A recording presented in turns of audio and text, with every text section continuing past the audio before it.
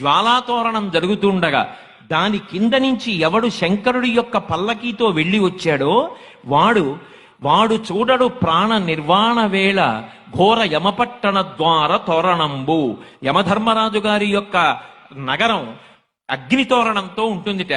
దాని కింద నుంచి భయపడి జీవుడు శరీరం విడిచిపెట్టిన తరువాత పాపములు చేసి పరుగులు తీస్తూ వెడతాడు.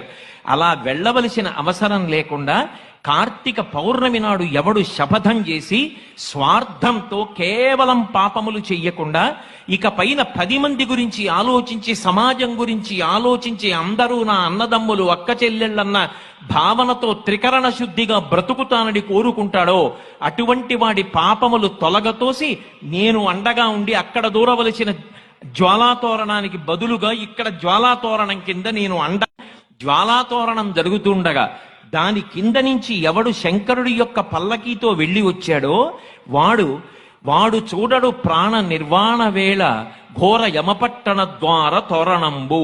యమధర్మరాజు గారి యొక్క నగరం అగ్ని తోరణంతో ఉంటుందిట.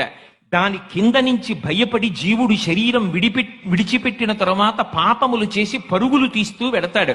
అలా వెళ్ళవలసిన అవసరం లేకుండా కార్తీక పౌర్ణమి నాడు ఎవడు శపథం చేసి స్వార్థంతో కేవలం పాపములు చెయ్యకుండా ఇక